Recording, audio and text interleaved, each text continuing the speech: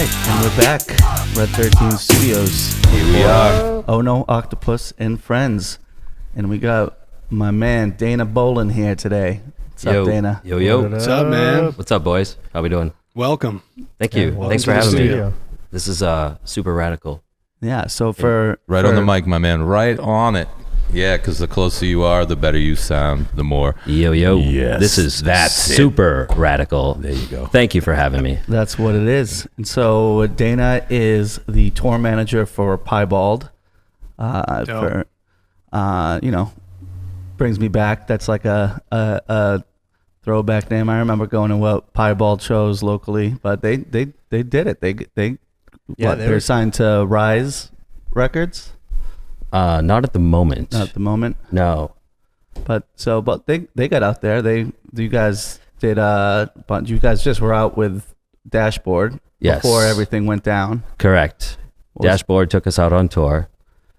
That's dope. I remember Piebald when I in high school. That was, we would go to shows and they would play a lot with a band called Cave-In that were from my area. Exactly, yeah. They were from Methuen. Yeah, they're all homies, man. Yeah. I mean, Merrimack Valley hardcore Yeah. scene, when I grew up in the 90s, like I wasn't even old enough to go to their shows when they started. Piebald started in 94. They were just best friends in high school. How old are you? I was born in 85. I'll be 35 on Saturday. Oh, Happy birthday. Happy birthday. Thanks. So I'm 34. Yep. So Okay. we're around the same age, and I grew up in Lawrence, Methuen, Yeah. I grew up Merrimack Valley. Merrimack Valley. There Yeah. you go. I grew up in Lynn. But dude, I don't know, man. I'm just their biggest fan turned tour manager. You know what I mean? Like it. Yeah. awesome. So how you started doing what? Just their merch, or just going to the shows? How did it? What was the progression of fan to tour manager? It's a great question, Sean. So I was going to their shows, befriended them. They're very approachable. I would just talk to them after the shows. They broke up in 2009, got back together in 2016, and I flew out to the West Coast, showed up in LA at their sound check with a cowbell and a 12-pack of PBR. And I was like, I'm here to play the cowbell. and I bought tickets to all your shows. And they were like, what? They're like, first of all, never buy tickets to our shows ever again. Second of all, you got to try out. We got to make sure you can do this. Yeah, you can play that fucking cowbell. Can you play it? And we were with Limbeck too. I don't know if you know Limbeck in this band, Facial, but I tried out and that turned into like me doing every show ever. We did like Boston Calling a few months later. And then they were like, you know what? You might as well just sell our merch. You're like our hype man. Please do. Did you know them before this? Like I said, just from going to the shows. You know what I mean? But did you meet them like enough where they're like, oh, super fan or whatever? Or did you just literally like, hey, here I am? I definitely knew that. This is kind of crazy. I kind of like it, but it's a little weird.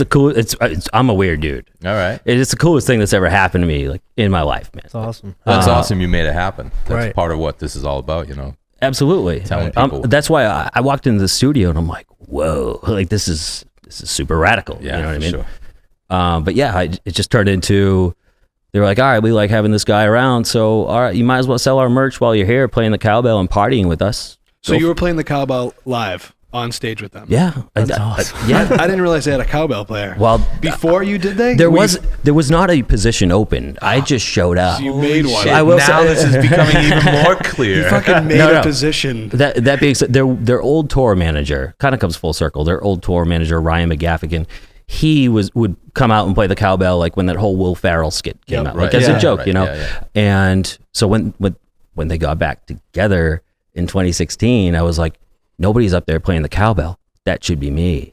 So I flew out to Los Angeles and It's kind of like Lady Gaga meeting, like being coming up on the stage and Starstruck or whatever that movie is. Like you're living your dreams. it's true, man. Via the cowbell of all things. You probably made a ridiculous joke about it back in the day and then like manifested this strange thing that took over your life, man. It totally manifested, and it's a dream come true. I'm a big music fan. I grew up going to shows on Lansdowne Street, as much as I possibly could, hundreds and hundreds of shows in Boston and around. And I always used to be like, man, it'd be so cool to go on tour. Even if I'm just the merch guy, that would be so rad. That would be so cool. Is it still? Yeah. All right, good. And then whatever, when the Dashboard tour came up, they were like, "Do you want to be our tour manager?" And I was like, "Yeah." It's a big responsibility. You have any kind of any background in that at all? No, but I was an executive for Panera Bread, as you now know. Yep, you know it. Enjoy your lunch. Thank you. Thanks for the gift. I have a lot of management experience. It's career-wise, that's all I've done. It really is. You manage one thing, you can manage other things. Yeah, I agree. Yeah.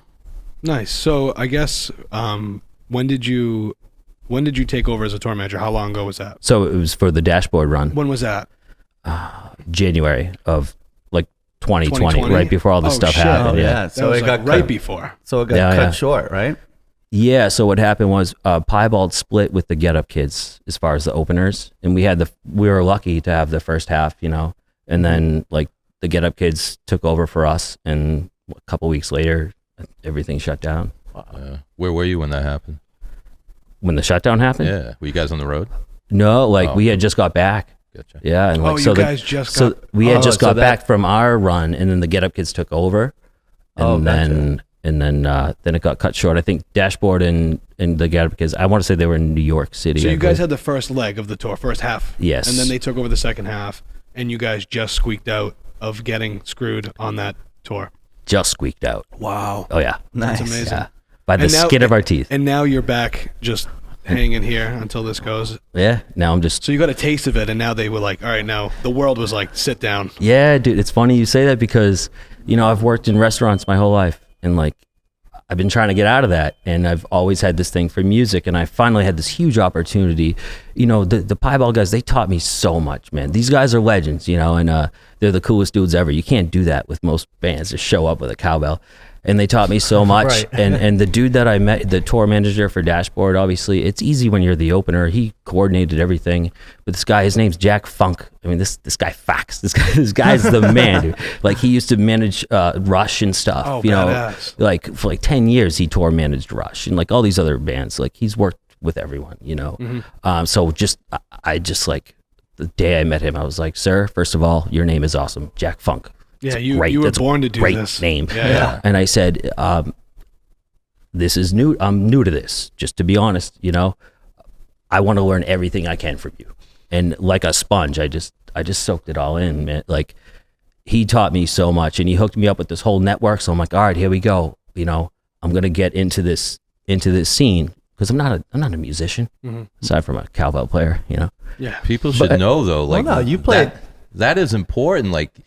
You decided you were going to do something, then you were humble enough to find a mentor, and not a lot of people will do that, but that's really important. Plus you skip how many years of everything by going right to the top, and that humble thing, no one's going to help you if you're not humble, obviously, but that's cool.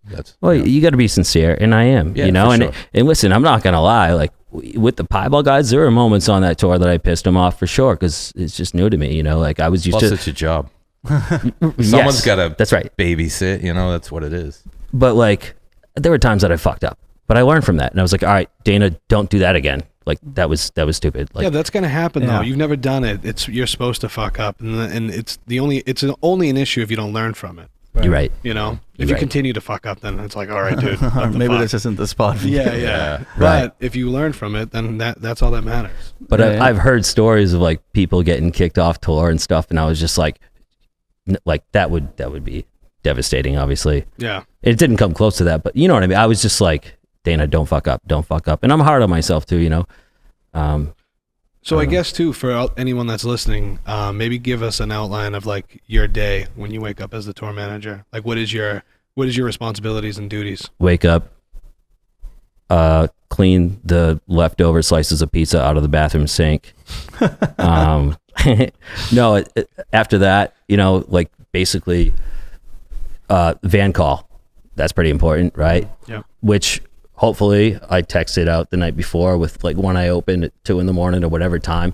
All right, boys, van call tomorrow, whatever, 8 a.m., And van call, just so everyone knows, van call is the time that you guys have to report back to the bus to get on the road to the next location. Absolutely. Yep. So it's be at the van at this time. Mm-hmm. And the drive is already mapped out. If we're going from Houston to Dallas, well, You know what I mean? Here's what a former tour manager taught me. Always give yourself an extra 2 hours, right? Yeah. So if you need to be there at 4, try to be there at 2.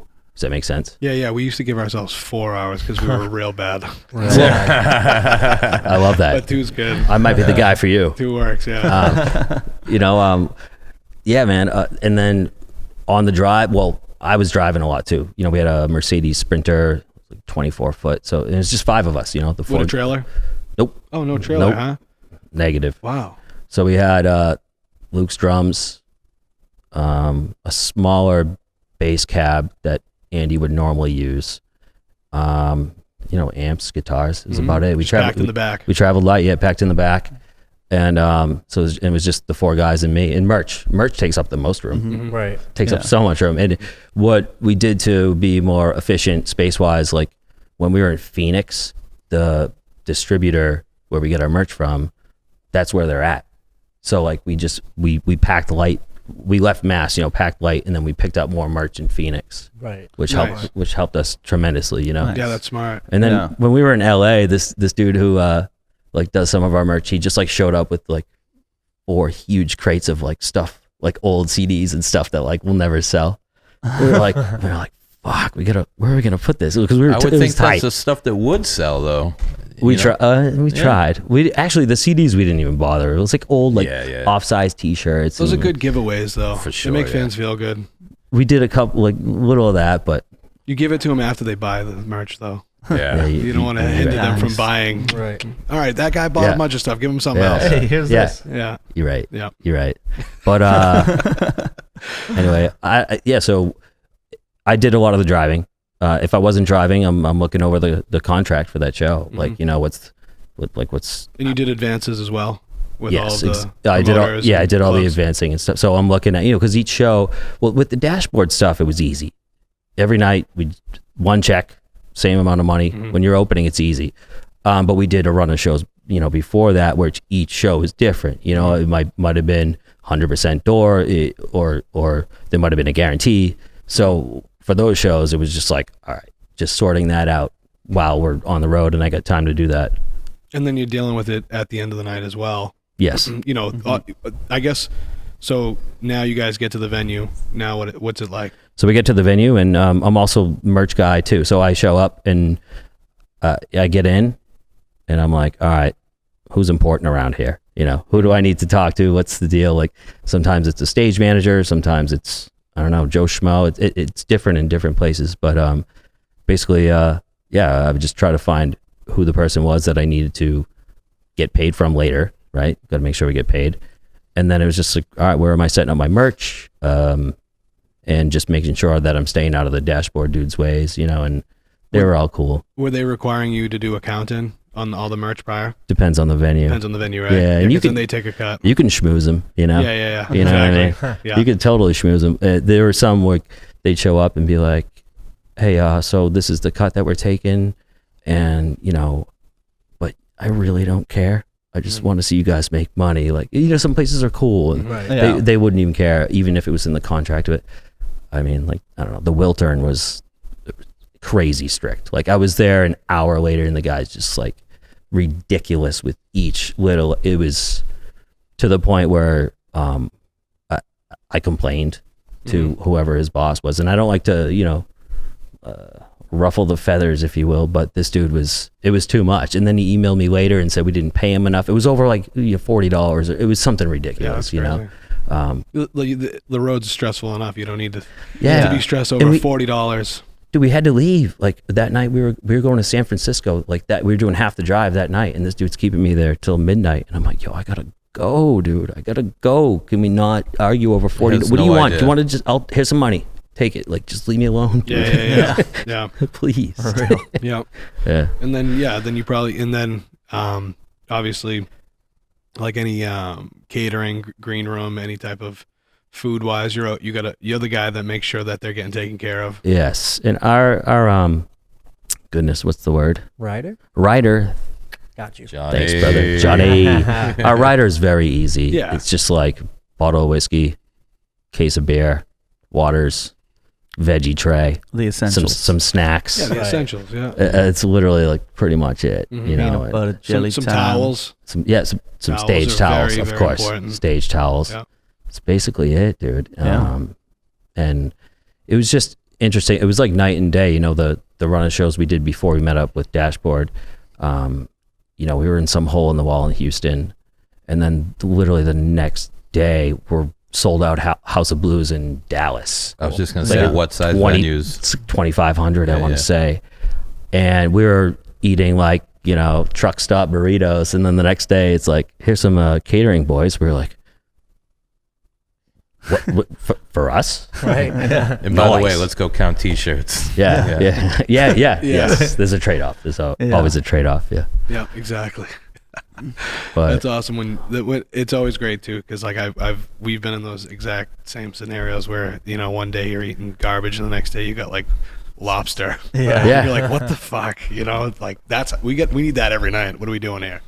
You know? have any of you guys ever played Stubbs in Austin? Stubbs. Yes. You weren't in the band yet. No. Yeah, we did. I believe we played down there for it was South by Southwest, and I believe that's where we had the High Times Award. We won a High Times Award. Nice. We played down there for it. Yeah. Is it because you got the most high? Yeah, we were the Really? highest band. No, we were. That'd be cool. They give out like awards. They're called Doobie Awards. Then we Nice. got like Best Underground Act. That's rad, dude. Yeah, it was cool. And it was like this trophy that you could smoke out of. Seriously? It was a giant trophy that was it was a bong. It was like a giant glass bong. And it was really funny because while we were playing, one of our bassist girlfriend was holding it. And in the middle of the set, she fucking dropped it and smashed into pieces everywhere. No, Brilliant. dude. It was awful, but they had an extra Oh. one. And so we got the extra one. Yeah. They're like, happens every time. Yeah, right, exactly. They were prepared for it. And That's they so gave good. us the new one. And You still have it? our singer does. Yeah, he has it. We let him hold on to it. He's like smoking out of it right now. Yeah. Probably is. That's Yeah. awesome. Yeah. That's so rad. Yeah, it was cool. I But saw- yeah, the place is great. That place, I love Austin. Austin's awesome. Dude, I wish I got just, you know, some cities like Nashville, we had some time to like go around. Great city. Nashville's the shit, right? Yep. We had time to go around, and the city was bumping that day. But like Austin, you know, it was just in and out kind of thing. And I need to see more of that city. Yeah. But that was the coolest venue, and it snowed while we were there. Like Dashboard came on, it just started snowing. really? I was like, I didn't even know it snowed in Sounds Texas. like a Dashboard video to me. Yeah. It's a little weird. It was in February, so it was pretty cold. It was, you know, and you know, Stubbs is outside.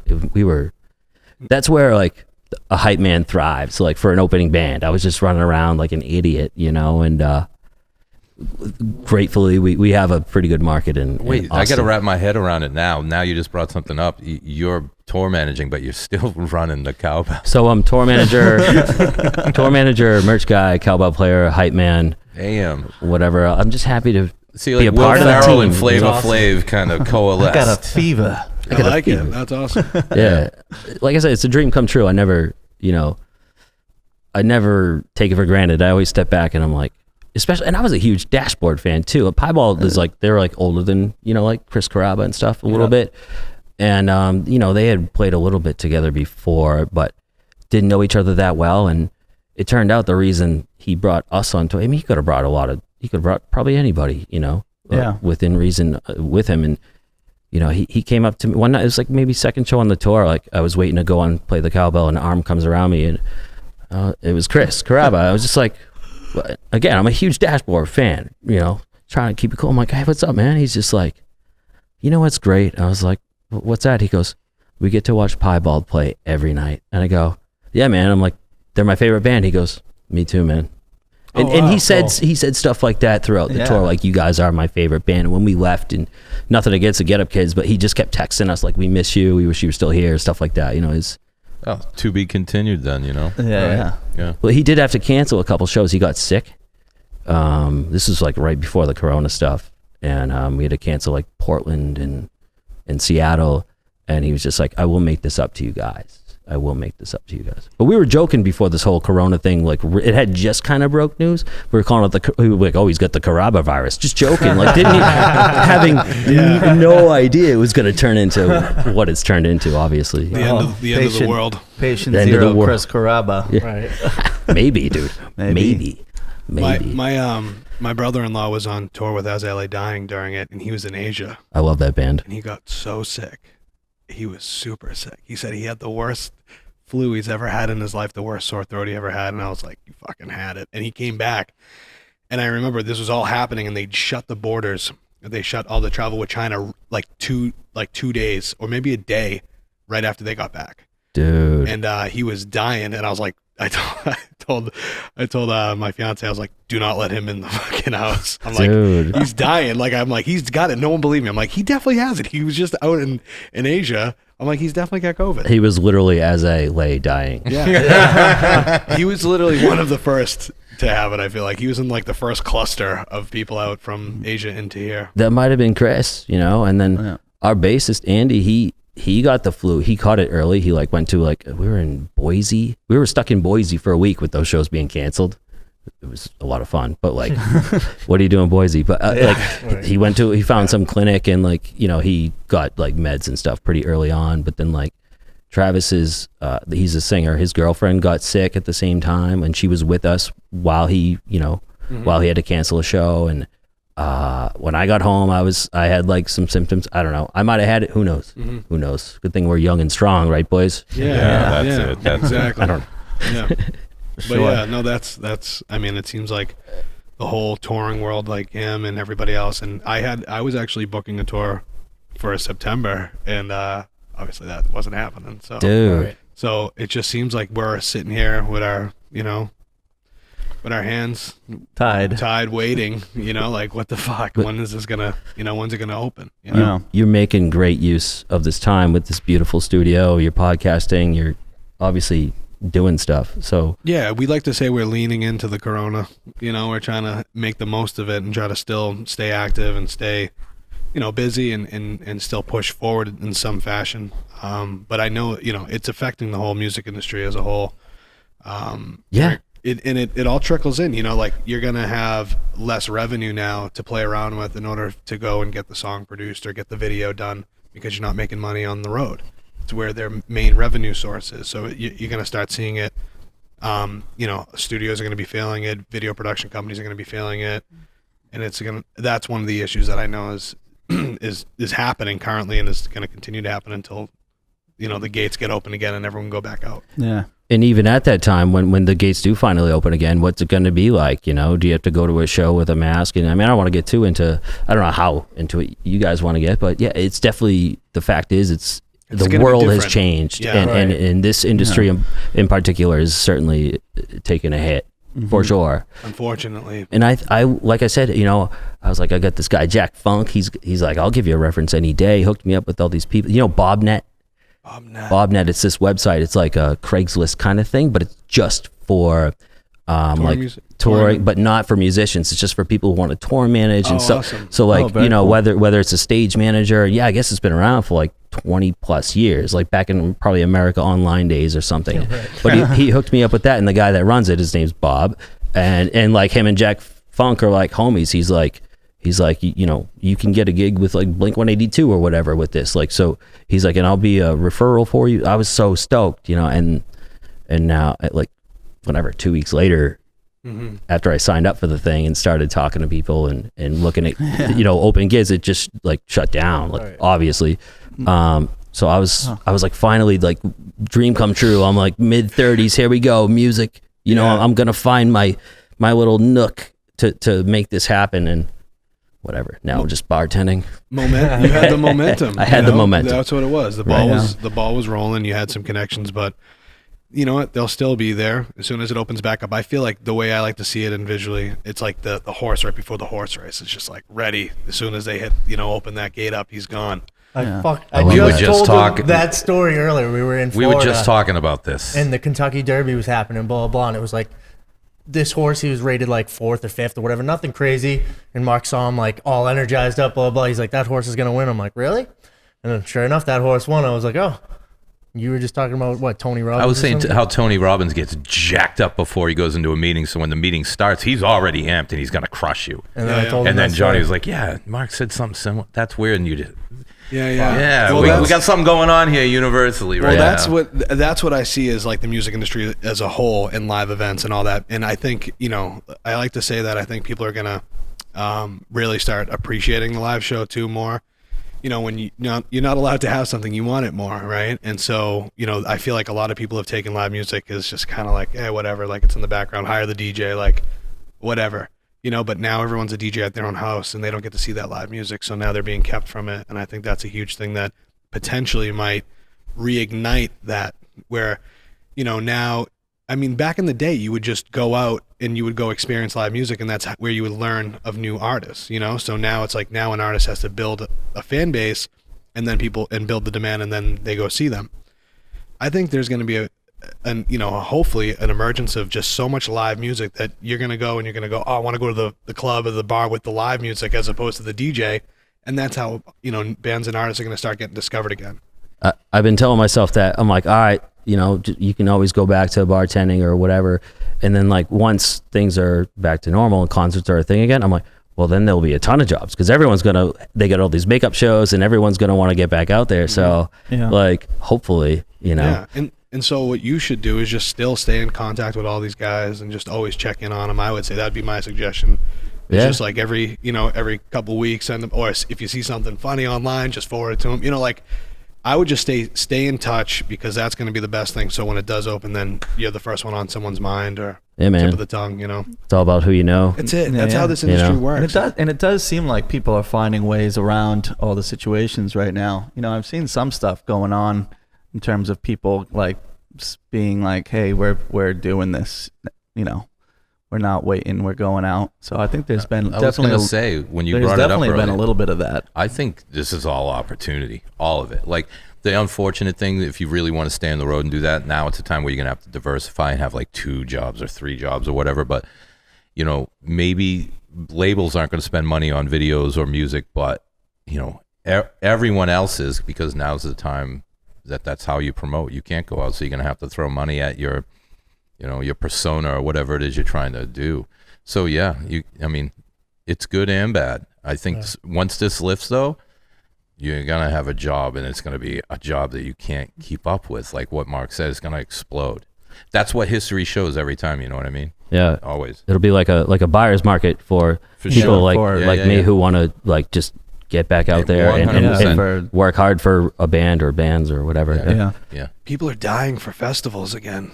People want to be with people and they want to experience things together. It's just like natural. That's what we are. We're just a bunch of monkeys that want to hang out. And when you separate us, everyone's going wild. Yeah. That's why they burn goes shit down. bananas. Yeah. They go bananas. Nice. We're all like very primal. We want to be with our peeps. Yeah, man, 100%. Yeah, no, for sure. And music is the thing that always brings everybody together and makes everybody cool. Everyone's like, yeah, whatever. I don't give a fuck about your politics. We love the song. This is great. Let's sing it together and sweat on each other and spit in each other's faces singing it. That's why I've always, just been all about going to shows. And, when I was like 20 years old or whatever, I just remember like I would buy merch and be like, I want that guy's job. I just wanted to be a part of it, but, not. Like I said, I'm not a talented musician, but I know apparently you're a talented cowbell player because you got hired on the spot. Yes, that's true. Well, that same thing is what happened even to me when I was like a kid. I saw, I went to my first concert. My father took me, my first rock concert, and I saw Korn and Rob Zombie and Videodrome at the Worcester Centrum. Sick. And I remember just like walking away that day. I like telling my dad, I'm like, I'm gonna do that. I want to do that. Yeah. And we had a drum set in the basement. And so he was a drummer, and so I was like, all right, that's how I'm gonna do it because it's there. I could go play those, and I'll learn how to play drums. But same thing, I saw it, and I was like, I want to be a part of that.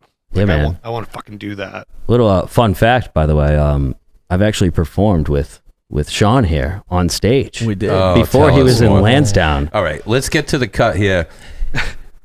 Dana used to be Sean's camp counselor, is what I'm understanding. Well, you were a CIT, so like the assistant counselor, something like that. Yeah, yeah. Oh, we went to summer camp. What kind of camp is this? It was an overnight camp in Boxford. Yeah, it's a dope camp. Camp Rotary. Rich Cowdell, man. Yeah. Best dude in the world. It was a fun place. Yeah. Damn, It was you the know best. what? I'll Ropes tell you guys course, something. When I was a kid, archery. BMX. when I was a kid, I was like always, what was that? Salute your shorts. Salute your shorts and heavyweights. Bug juice. Yeah, bug Bug juice. juice. That's what I mean. Yeah. That's what this place was. Cool. Well, I always wanted to go to one of those, and I would ask my parents, and they were like, "Yeah, those don't exist." They would tell me those weren't real, and I No. was like, "Oh, okay, that's just a TV thing." I No, had we no had fucking like clue. we had all that stuff. We had like the thing that you jump on and the- launch someone into the lake. The blob thing. Yeah. yeah. There was canoeing, kayaking. there was a tower you jump off like in the Yeah. water. Like it was the best. Like and it was in Boxford. Boxford. Boxford, dude. Boxford, Mass. That wasn't Yeah. even that far from me. They just totally lied to me. They're like, "Yeah, we can't afford that." Yeah, you were from going. Methuen. They are not inviting Methuen kids No, out I to was in Box. Lawrence at the time. Yeah, It was they're even definitely worse. not Hey, inviting. no, I'm from, dude. I was born and raised in Lynn, and that camp actually started in 1921, and the whole purpose was to get kids out of Lynn. It was run by the Lynn YMCA, and they would take kids out of Lynn for this, for the summer to keep them out of trouble, and then it turned into. Now it's like a rich kids camp kind of, but there were still scholarships for kids from Lynn, and that's how I got there because my dad couldn't afford that shit. It was expensive. It wasn't I cheap. bet. Yeah. Yeah, I don't know. No, man. guess so. I mean, really, you ever go on vacation and try to go like zip lining? That shit's expensive. Yeah, you we had a zip line, I think, didn't we? did, Yeah, ropes course, yeah, it's a Yeah. zip line. But Those yeah, were that's good. how I met. Those were good times. Met But- Sean. You but had it? yeah, then you were a huge Weezer fan. Yeah, And Good memory. So you played bass. I right? played drums. You played drums. I think you were in a cabin with my Maddie Maddie. played bass. That's correct. Yeah. So Maddie's your brother. Yeah. And I was in the same cabin as him, and we ended up doing.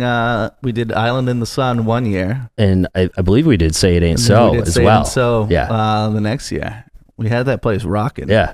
That's awesome. So a young Sean Lichtenstein Yeah. crushing it on stage. You were like 14 or something, right? Yeah, 13, yeah. whatever it was. But you were, he crushed it. Oh, he's Shawnee Showtime even at 14. That's nice. You know it. Well, then I hit up Rich one year, and we went and we played as Lansdowne in the in like the opening where the Foursquare Lower court- campus, they call it. The Yeah, Foursquare yeah. courts, yeah. And so we went, and that was like a crazy show. I mean, it was all like the kids and stuff, but those kids go wild. Where was the green room? Was it like the camp store? No, and then we did like a little thing, and we signed like everyone's stuff after, and we went, and then we had the bright idea to like go and leave merch all around after. Then we're like, wow, that was a really expensive idea that we just did. But then like a bunch of those kids would show up, but they started turning 18 and 20 and started showing up to shows because they'd saw us when they were 11 or 12 and found that CD. We like hid it all around, so they'd be like little Easter eggs in the morning. They cool. found that CD and like became like huge fans of the band. Scavenger hunt. Yeah. So I think it paid off in the long run, but yeah, we left like I don't know $700 worth of merch laying around the camp. That's a lot of merch. And I think we did the show because I just thought it would be a cool idea to go play there. So I think we did it for free. So I think we paid $700 to do it actually in the end. That was like early on too. Yeah. It was definitely earlier on. And then Yeah, but I bet those kids loved it, and they probably all became fans. And yeah. So they yeah. probably followed you guys on MySpace. If No, MySpace was a thing at the time, right? It Yeah, was. And they all they did. They all followed us on MySpace, and then you started to see them start showing up to the shows as they got As older. they got older, yeah. And so that was the cool part. That Yeah, man. but yeah, Rich is still kicking it. Oh yeah. Nice. Well, Yeah, he's- shout out to Rich and Camp Rotary for Yeah. good times. For bringing us here together right now. Camp Right. Rotary, shout out, check them out. Oh, And there was that ice cream spot like on the way in. Benson's. Oh, Benson's best ice cream in the world. coconut ice cream there was unreal. I like the Oreo. Nice. But yeah, well, I guess if you had to leave us with something, is there a good tour story that you're allowed to tell that you can leave us with? Oh, geez, man. That's a great question. I hope this is funny. It might not be. I like that setup. So I'm setting the bar low here, but you guys are all touring musicians, right? So I think you can relate. You get delirious, you get loopy as you're going around, and you get these inside jokes that nobody else can understand. unless you're in it, kind of thing. And when you're on tour, and you it's like it's a lot of burgers and like well, you guys do the catering stuff. But all right, early days, right? A lot of truck stuff. We used to have a $5 footlong that half of it was for lunch and half of it was for dinner. Oh yeah, so that's why I hate Subway now. There's a lot of that, right? So we're eating like burgers and tacos and stuff like that. And at a certain point, we like finally had this sit down restaurant. It was like at Applebee's or something like that. But it was the first time we actually sat down and had a meal together in a long time. And Aaron, the guitarist, he's like looking at the menu. He just goes, "Man, I haven't had a burger in a while. I think I have burger amnesia." But we all had burgers like every day, yeah. Breakfast, lunch, and dinner. And we all just look at him. We just started like just bursting out, just crying, laughing, and that was a running joke the rest of the tour. He's just like, we'd all be out to eat somewhere and just be like, "I haven't had a burger in a while." So burger amnesia became a thing.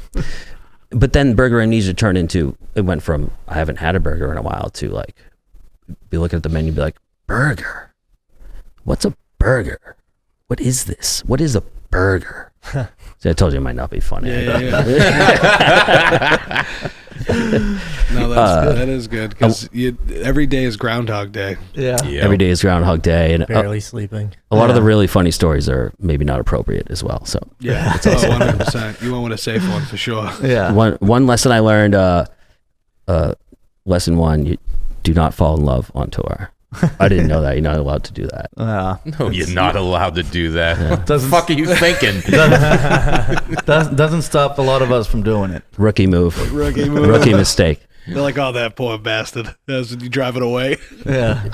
Rookie move. looking out the back window. I was like extra quiet one day, and later on, it was like after I left, whatever, with a lady, and Aaron looks at me and just goes, "You still in love, huh?"